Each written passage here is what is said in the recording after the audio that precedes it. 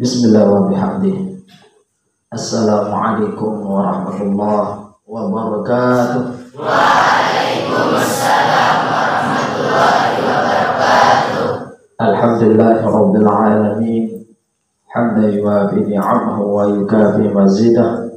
Ya Rabbana lakal hamdu kama yanbaghi li jalali wajhika wa 'azimi sultanik. Allahumma salli ala sayyidina Muhammad wa ala ali sayyidina Muhammad. Rabbi shrah li sadri wa yassir li amri wa hlul 'uqdatam min lisani yafqahu qawli. Amma Bismillahirrahmanirrahim. Qala al-musannif rahimahullah ta'ala wa nafa'ana bi'ulumid darain. Amin. Wa qad qalu fihi innahu asatirul awwalin.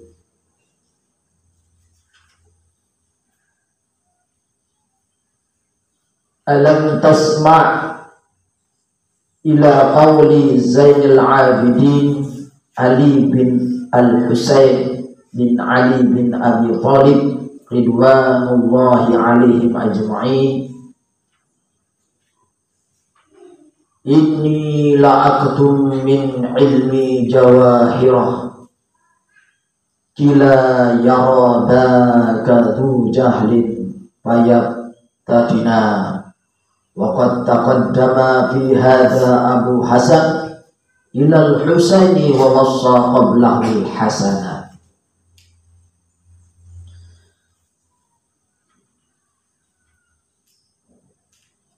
Jadi pada hari ini kita lanjutkan pengajian kita pada Jumat yang sudah lewat.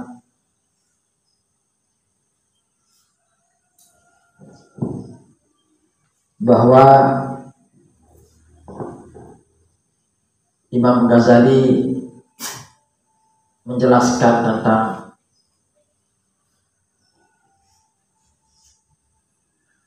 kehebatan dan keagungan Al-Quran, sehingga kitabnya tidak perlu disanjung-sanjung, tidak perlu dibangga-banggakan. Ini ketawaduannya Imam Ghazali. Sebagai contoh juga, jangan kita baru bisa buat mobil dari tanah Malik sudah merasanya hebat, profesor doktor dianggap dirinya.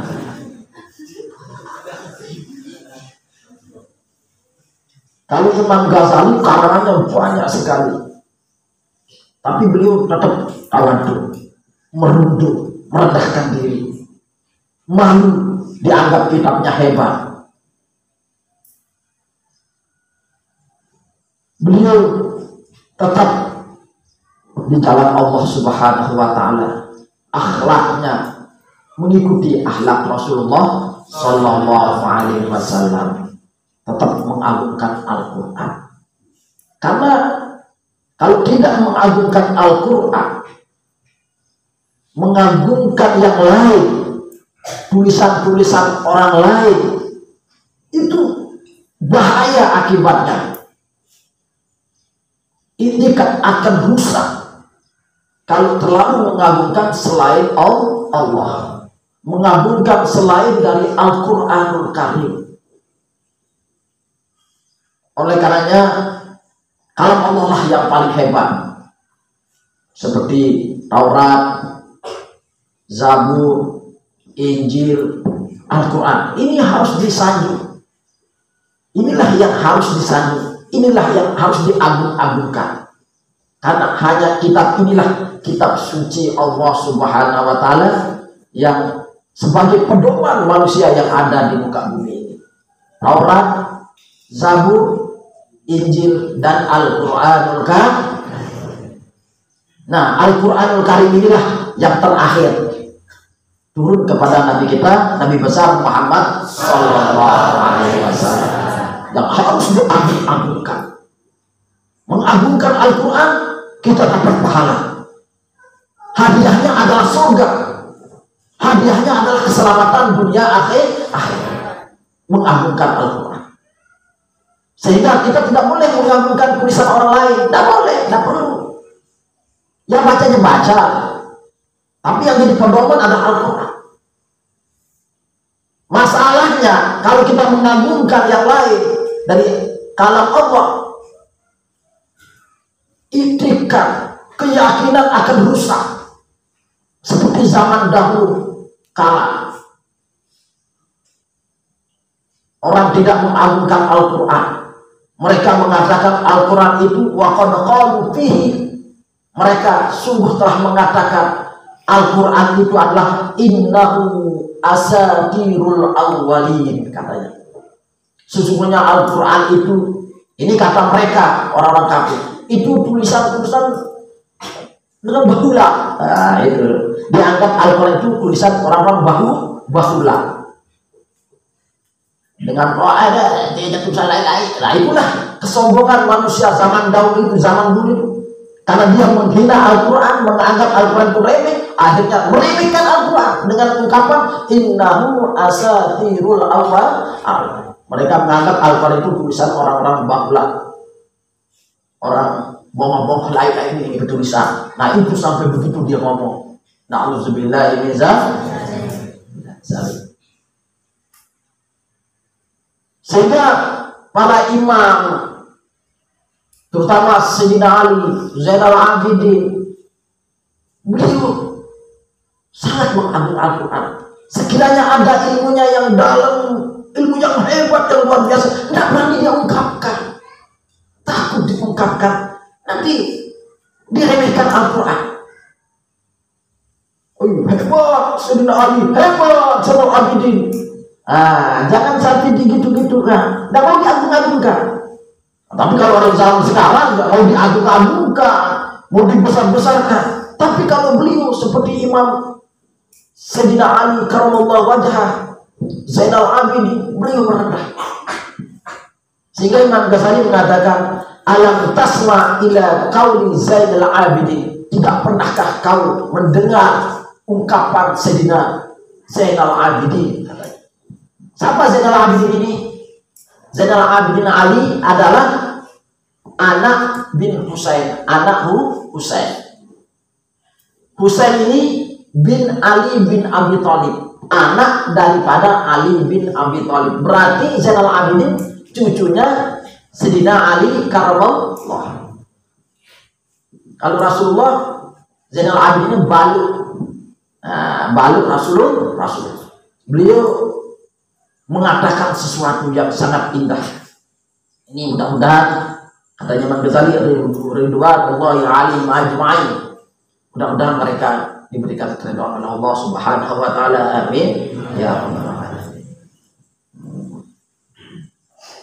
Apa katanya Zainal Abidin? Karena beliau sangat tawadhunya, merahasiakan ilmu yang luar biasa. Ilmu pamungkasnya beliau rahasiakan. Kenapa? Ini ketawaduan mereka. Apa katanya beliau? Dia pakai syair. Kalau kita puisi. Apa kata Zainal Abidin?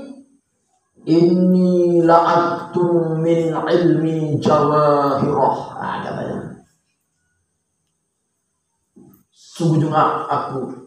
Sungguh aku telah menyembunyikan berupa ilmu berlianku, ilmu permataku.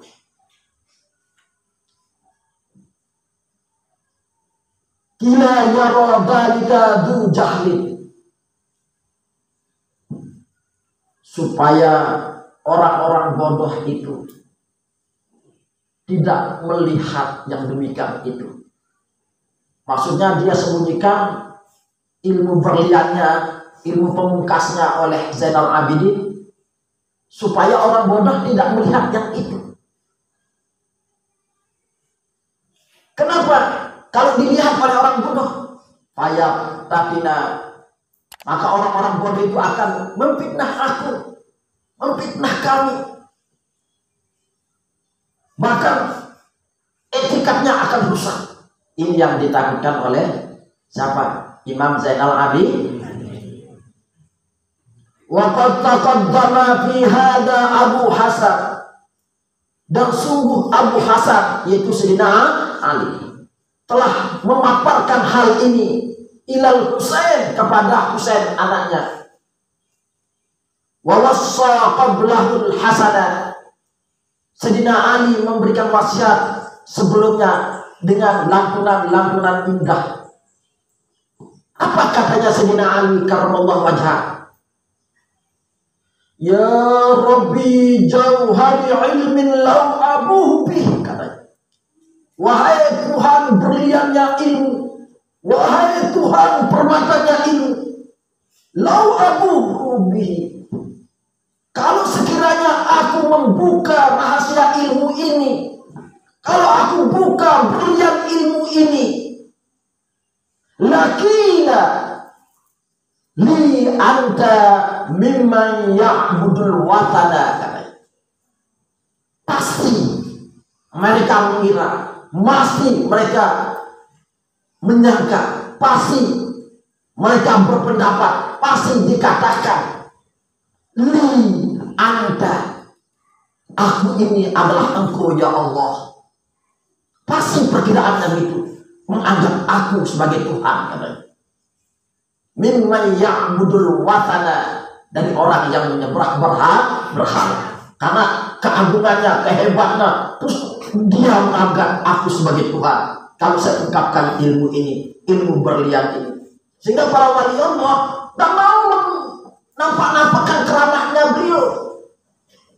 Takut kalau dia nampakkan keramahnya, kehebatannya, nanti dia anggap Tuhan. Itu yang ditakutkan.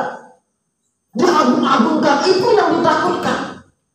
Sehingga beliau para wali Allah seperti Sayyidina Ali karramallahu wajhah, Zainal Abidin, dan Sayyidina Syekh Abdul Qadir Jalani, dan semua para wali Allah tidak berani mengungkapkan, menampakkan kehebatan ilmunya.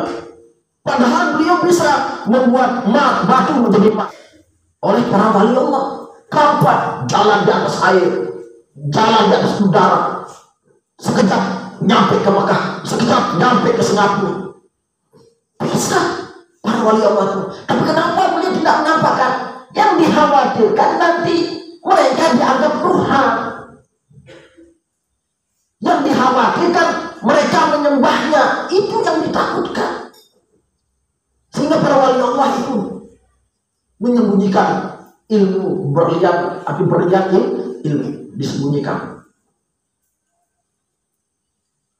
Dan juga yang dikhawatirkan oleh Sayyidina Ali kalau diungkapkan ilmu yang hebat-hebat itu, walastahalla rijalun muslimuna, dan katanya, dan pasti pemuka-pemuka Islam itu menghalalkan darahku, katanya, kalau saya ungkapkan ilmu ini, karena saking hebatnya pasti menghalalkan darah saya. Tapi kalau orang yang menyembah berhala pasti menganggap aku Tuhan. Nah itu katanya iman sahabat Sayyidina. Tapi kalau orang pemuka Islam itu dianggap saya gagal, katanya, akan dihalalkan darah saya, katanya siapa? Sayyidina Ali. Kenapa begitu? Ya launa aqbaha ma yatunahu hasana, katanya siapa? Sayyidina Ali. Karena mereka menyangka, mengira, meyakini aku orang jahat, aku orang jelek, aku orang dajjal, dianggap begitu. Kenapa? Karena orang berhala, orang yang menyembah berhala itu menyembah aku, menganggap aku sebagai Tuhan, berarti aku ini dianggap dajjal. Nah itu yang dikhawatirkan. Bayatunahu hasana. Karena mereka para pemuka Islam itu tetap membawa kebenaran. Nah itu. Jadi anggap saya itu jahat dan haram darah saya karena siapa? Sayyidina. Nah sehingga janganlah kita pamer-pamer. Jangan menganggap diri kita paling hebat, jangan.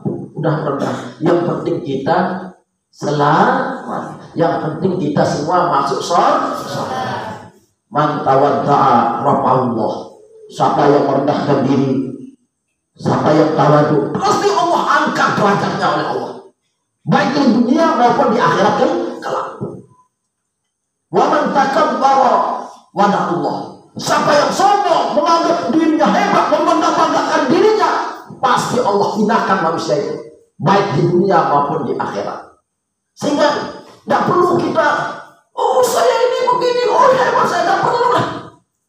Tapi kita tawaduk tapi masuk surga, mana maunya? Tawaduk, rendahkan diri, masuk surga. Sombong, hebat, masuk neraka, mana maunya? Inilah gunanya kita menuntut ilmu, supaya tahu cara. Bagaimana dengan tawaduk? Allah menampakkan tawaduk bagaimana? Kita ikuti aturan. Kita laksanakan aturan pondok. Tidak boleh pulang kalau belum ada waktu pulang. Ya kita ikuti. Itu namanya orang tawaduk. Kalau di pemerintahan lampu merah tidak benar lolos, itu namanya tawaduk. Kalau kita pakai Honda kan, kalau ada lampu merah kita diam atau lolos? Dia itu tandanya orang tawaduk. Orang sombong lolos, wah merah saya katanya. Merah bilang merah, oh saya ini hebat beragam mati gitu. Karena sombongnya dihinakan oleh Allah. Makanya kita ikut lah. Apa kata pemerintah kita ikuti. Yang kalau dia salah, nanti dia yang kena. Kalau dia salah pemerintah itu, mereka lah yang bertanggung jawab setelah di akhirat. Bagaimana kita kenapa ikut? Ya itu kita tidak punya rakyat. Kalau tidak diikut nanti ditembak, dimasuk penjara. Tahu masuk penjara? Nah, makanya kita ikut pemerintah. Apa kata pemerintah kita ikut? Kita jalankan sesuai aturan. Bagaimana kalau tidak sesuai aturan? Melanggar undang-undang? Ya itu bukan pemerintah namanya kalau tidak ikuti undang-undang. Jangan ikuti yang itu, bukan pemerintah namanya. Yang kita ikuti yang ikut aturan, yang ikut undang-undang. Bagaimana nggak ikut? Seperti tadi. Aturan pemerintah kalau merah jangan lolos. Itu katanya apa? Pemerintah. Kalau hijau baru lolos. Sekarang kembali pada sombongnya. Kalau hijau dia diam. Hijau dia diam. Siapa yang marah? Yang di belakang.